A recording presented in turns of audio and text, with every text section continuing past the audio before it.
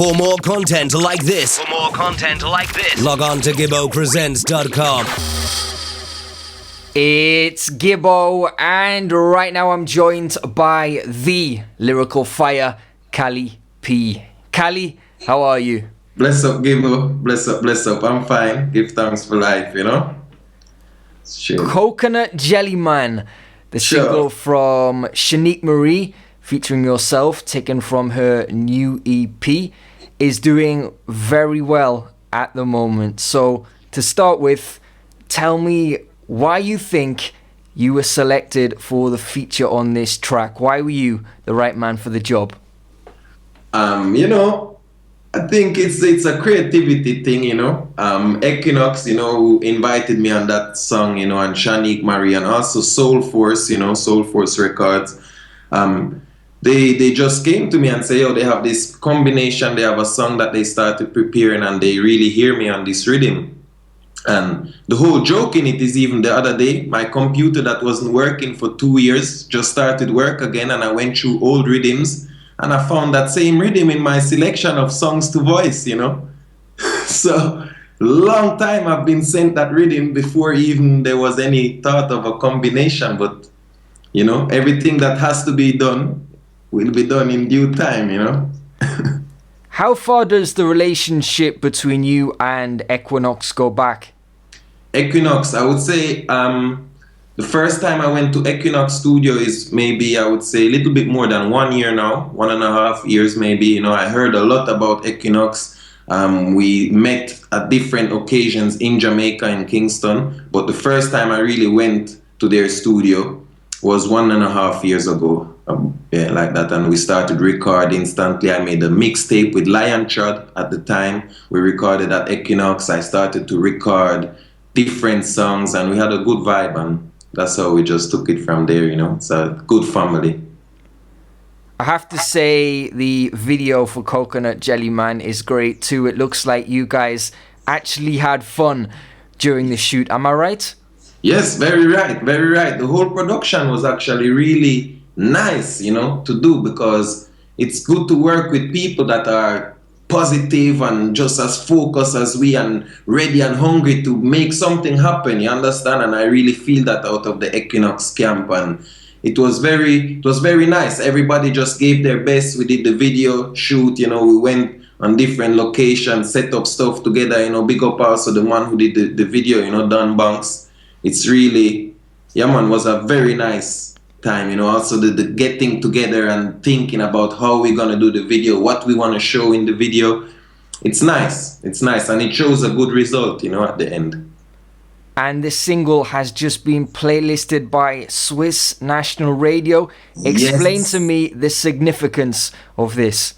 Well, you know, for me, really and truly, first of all, I just give thanks that there is one more channel where my music spreads in the four corners of the world. Now, having a national radio, a commercial radio that is not really into reggae music, put it straight like that, if it's not sold as pop music. If it is Justin Bieber reggae music, yes, it's gonna play. If it is David Guetta reggae music, yes, it's gonna play, because it's sold as pop music. But to have underground, independent reggae artists, Jamaica, Guadeloupe, even local Swiss artists to be on that radio is not easy, and it's something we're working on for over 10 years, sending music. And right now it was a good time, because in these past 2 months, 2 songs got just accepted by Cali P. Like this one is the second one actually, Coconut Jelly Man and United We Stand just before that.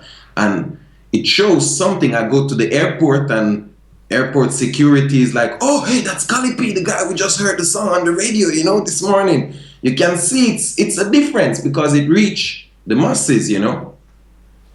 You mentioned it just before, the mixtape yourself and Trod released earlier this year, which you recorded at Equinox's studio. Am I right? You recorded the whole thing in just a couple of hours, one take? Yes. That was a vibe thing. We didn't have a plan. We didn't plan we're gonna do that. We just link up at the studio. There was free studio time. I told Trod, yo, line up the rhythm. Then we put in 20 rhythms and just record all of them one time. Big session, 2 hours, and he had like 20 dubs. Was very happy. and put this mixtape together, you know. Yeah, man. To me, when you listen to the mixtape, it comes across like a live session from a dance. That's one of the main reasons why I like it. Is this what you were aiming for, or was there absolutely no plan? No, it's very nice that you say that, because within having no plan, that's the things we always spoke about. We want to bring a mixtape. We want to also in the future have more mixtapes that are more like sessions, you know, artists coming together and just chanting on the rhythms, having the same like I did, maybe with even 2-3 other artists at the same time, and make it very interesting, you know, and come up with new vibes like that, like just session vibes, you know. Yeah. So it's pretty much, it's kind of that we did want to do without even having that great intention, but that was the reasoning, you know. And speaking of live sessions, in October you performed along with Lion, Trod and Young Jr. at Dubwise, one of the most well-known and highly regarded nights in Jamaica at the moment. There's some video footage of the night online, but certain things don't come across well on YouTube. Can you describe the Dubwise vibes and atmosphere for me? How is it different from other nights in Jamaica and elsewhere? All right. Well, I think Dubwise is very important. Just as you have Dub Club, you have Dubwise. You know, we give thanks for these movements because it's really putting roots reggae music in the front where it should be. You understand? It highlights music that has been done over a long time ago until even the music of this time, but it really showcases that roots music, live music, real music, and it's very important in Jamaica because I think the people of Jamaica are not exposed enough to that music.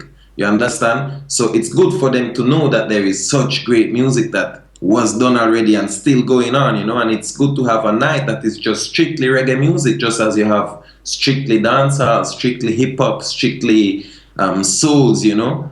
You need to have strictly reggae music as well, you know. Mm-hmm. You also attended the first Jamaican staging of the High Times Cannabis Cup recently. Yes. Now, I've read the official description of the event on their website, but it's a bit vague. So can you fill in the gaps for me? What was there to see and do? What did you get up to? Mm-hmm. All right. Well, it was 3 days, definitely, of beer smoking, you know.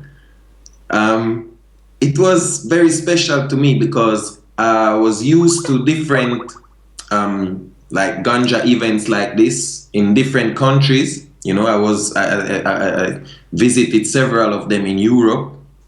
And to see this happening in Jamaica was really special. Like they had, of course, the music part where artists come and perform. You know, that's natural. Reggae music, dancehall music was playing there. But then you had like the stands. You know, you had people doing their little stall, informing the people about what you can do with ganja in this time, with hemp. You know, not only the smoking part, but also the medical part. You know.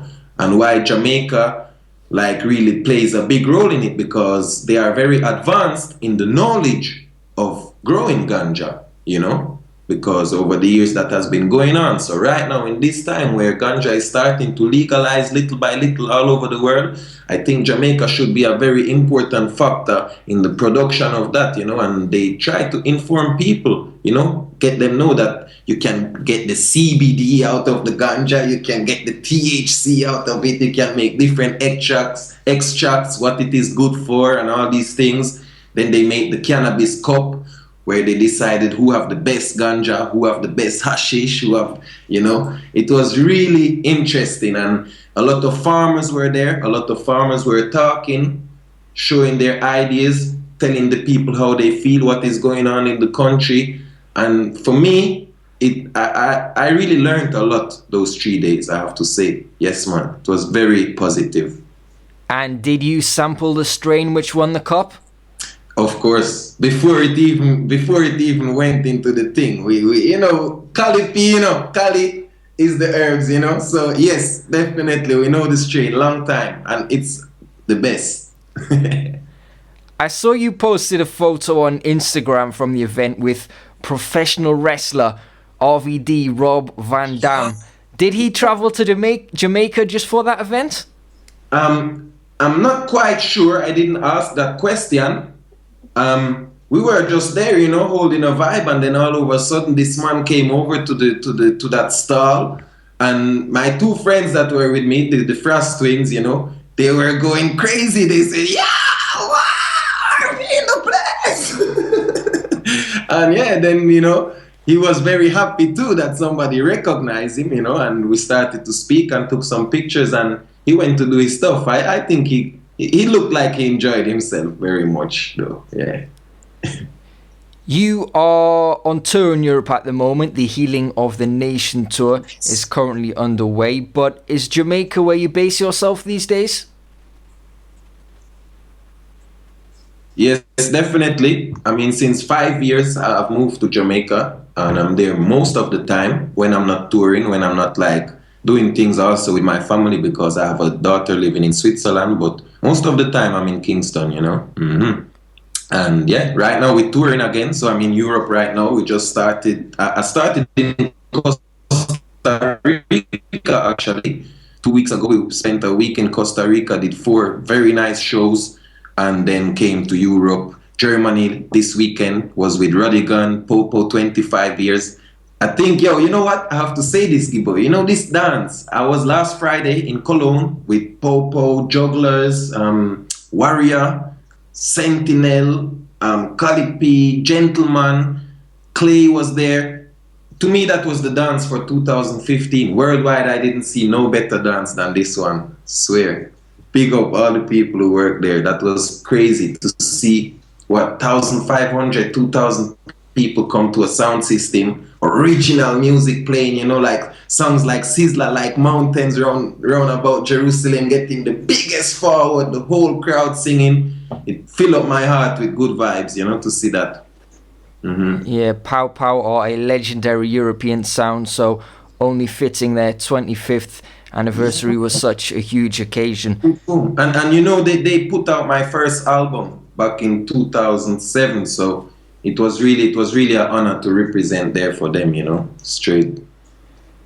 Your mother is from Switzerland and your father is from Guadeloupe. Were you born in Switzerland? I was born in Zurich.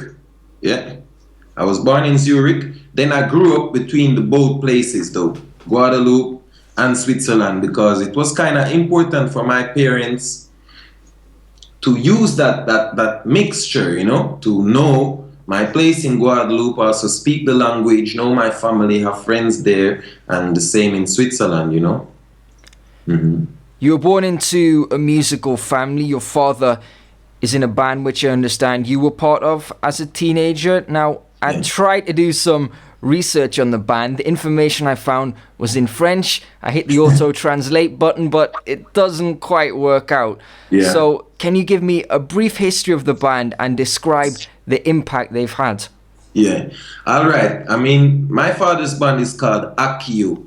And, Akio is a cultural movement. It's more than just a band. It's really a big movement. And it's a movement that represents the unfortunate, in Guadeloupe, the people who didn't have the big money to join the carnival. It's about the carnival, in January, February, you have carnival. People used to put on their big clothes and make big things. And poor people just left aside. So in the 70s, my father, who was also a street youth, they built this movement called Akio, where they built their costumes out of things that they get for free. They started to build costumes out of banana leaves. They started to build their drums themselves. And eventually it really took up, and now it's the biggest carnival group of Guadeloupe, although they don't call it carnival because they're not into that. They're a cultural movement, so they really remind people of their roots, which is Africa, and there is a lot of Rastaman in that group, a lot of Rasta woman. They do their dances, they play their drums, and eventually they started to tour the world as well. They're very big in France, and yeah, that's where I grew up in, and I always enjoyed playing drums with them, learning the cultural vibes, yeah. I understand work has begun on a new album. What can you reveal? Have you recorded any material yet? Do you know which producers and artists you want to work with?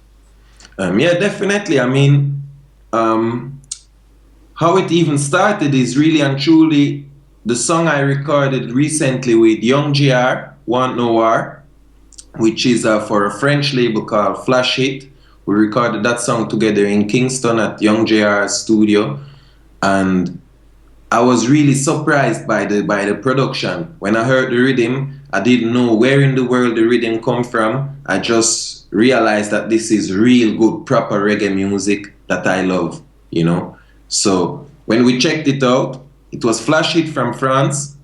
Started to speak with them more and realized that they love my music since a long time. And I love the music they do, so I started to get more rhythms from them. Spoke with my management, Riga, you know, and then we really decided that we're gonna put the album together, you know. And that's what we're working on right now. I started to write songs, I started to meditate how I want to put the album together. And yeah, that's what I can say so far, you know. It's gonna be a nice thing. So, do you have a sound in mind or a direction you're looking to take the project in? All right, well, I can tell you that definitely I want to have good reggae music. It's going to be a reggae album because Healing of the Nation, which was the last EP I put out, was a fully 9-track roots record, and people really loved it. And really, a lot of places I went, people showed me that they were really looking forward to get some more reggae music from me, and they like that style. And I mean, for me, reggae music is the music I love. So also, it's strange to say, but it's the easiest music for me to make because I love it so much. I can sit down, get the lyrics. I want to have the album going into a direction of really something special. I don't know if I can really reveal it, but it's gonna be quite different than the reggae records you see coming out at the moment right now. It's gonna be conscious, but I don't want to speak about the same things that my brethren and sisters speak about because, you know, we want to bring something fresh to the thing. So I guess we'll speak about that again when it's out. Sounds like a plan. Yeah. Before I let you go, is there anything else you'd like to mention? Yeah, I mean, I want to give thanks first of all, really and truly, to the people them also that checking out the interview right now, and you know, like letting them know that right now in this time that we work, you know, it's really, I have to give thanks for all, not even only the big selectors that you see always out there and the famous people, but also all the small people linking us from all over the world, you know, yo, send us a jingle, yo, can I have this song, I have a small station there, I have a radio there, I'm doing this little movement. I really rate this, and I want to really give thanks to all the people over the years that don't give up on I and always send in their requests for shows, for songs, for dubs, for jingles, all these things, you know, it's really appreciate loved, you know, and I do give thanks because all of that is needed to make the thing really reach out. And I think that's also the people who want to see reggae music on a next level, on a bigger level than it even is right now. So we can just continue work on that, and I want to give thanks to all the people supporting that, you know, straight up. And my team, Empire, Riga, you don't know, anyway I'm there, Randy Valentine, anyway I'm there, Jonathan, the whole family. Blessings, you know, cheeky dubs, load. Yeah, man. He is the lyrical fire, Cali P. Thanks a lot. Yeah, man, give thanks. And yo, one thing, if you want to get some of this merch, Cali P, Rizla and all this, just log on to empire.com. There is a shop there. You can get plenty stuff, plenty things. Give thanks for that. And, you know, we'll see us next summer. We will be on the road, you know, doing the music. Gibbo presents